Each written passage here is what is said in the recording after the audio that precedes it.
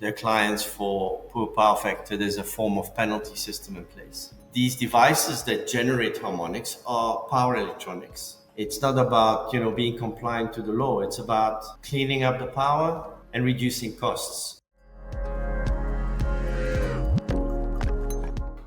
Hi, I'm Eric from Alpha Power Solutions, and today I want to talk to you about harmonics and how they can increase your electricity bills.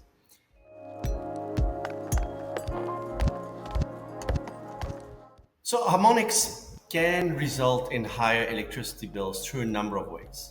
The first one is that, as you can imagine, the harmonic currents and the harmonic voltage present in a distribution system, they contribute to the fundamental or the 50 hertz voltage and current that is actually being drawn from the grid by an electric installation.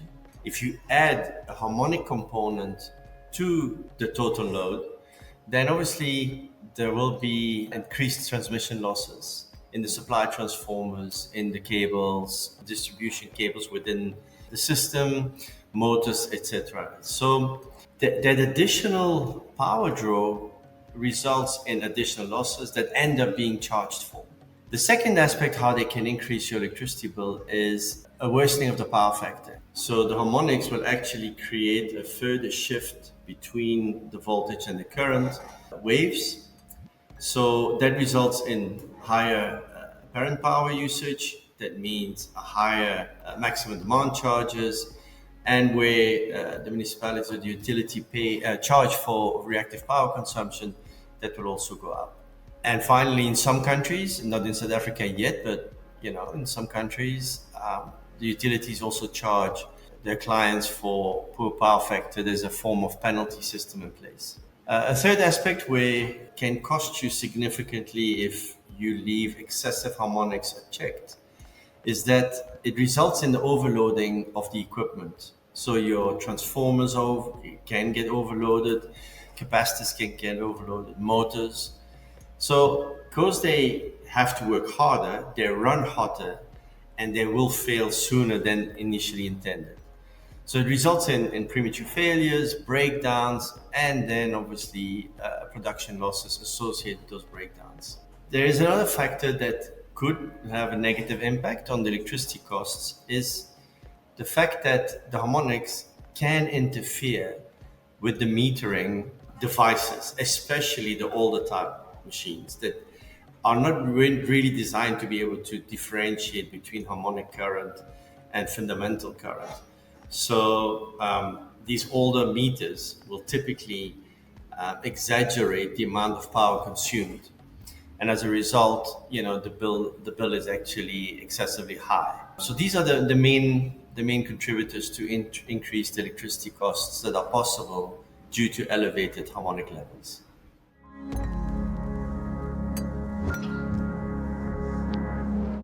We typically encounter elevated harmonic levels in specific industries where there are lots of non-linear loads.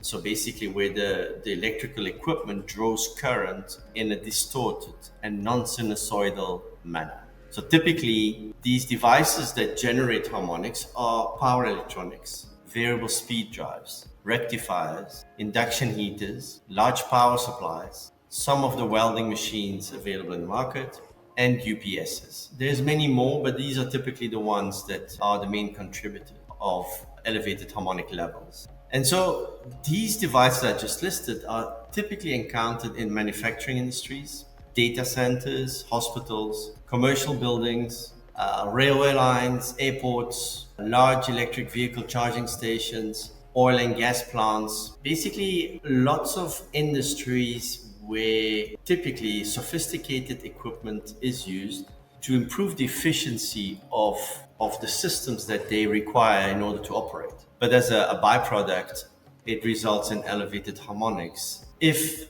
the equipment installed is not properly protected. There are laws in certain countries and in certain continents about the amount of harmonics a particular device is allowed to emit. These regulations are not enforced in South Africa and in other countries because the metering equipment to be able to detect these excessive harmonic levels are not that cheap, and the utilities, it's a massive investment for the utilities to roll out these sophisticated meters that can measure harmonics and possibly identify unacceptable levels of current and voltage harmonics.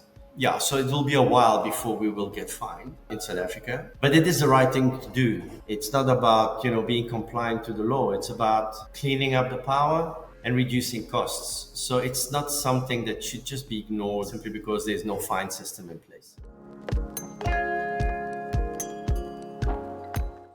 The first step is to actually carry out a proper audit of the whole installation with specialized test equipment. It's not a complicated exercise, it's actually quite simple to identify the sources of the harmonics being generated in a particular site.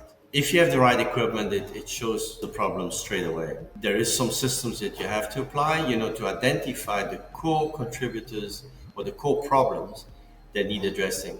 So you basically, you will see that of all your devices that generate harmonics, only a few are really, really the main contributors, and these are the only ones that you need to tackle. So you can't just have one size fit all device that will solve your problems. You need to do a proper audit, find the key problems and fix those problems. There is no such thing as a blanket solution. Usually the cheapest option is just to focus on the biggest contributors of harmonic levels, and by taking care of them, the whole site actually sorts itself out as far as elevated harmonics is concerned. It's not necessary to filter out all the harmonics. A little bit of harmonics, is not detrimental. There's even recommendations and directives as to what is considered to be acceptable levels for individual harmonics as well as the total harmonic distortion. It's clear guidelines.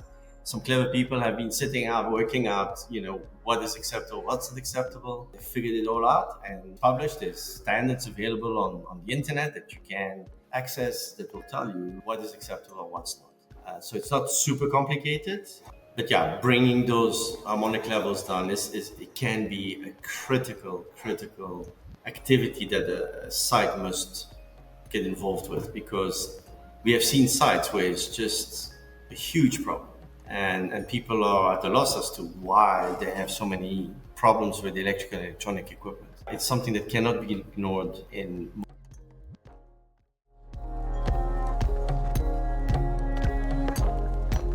There are some unscrupulous people out there that blame the failure of their equipment or their electronic equipment that they've sold to clients.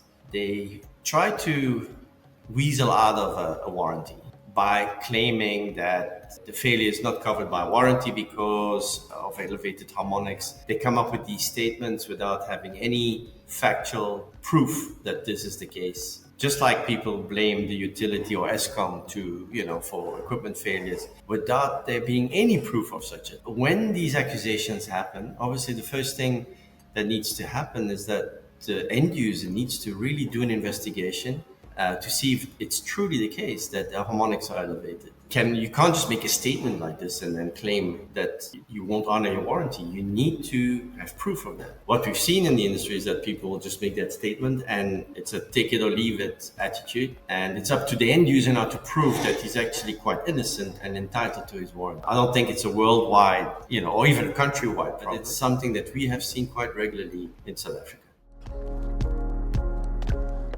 Well, thanks for watching. If you found this helpful, please like and subscribe. There'll be a blog link in the description below.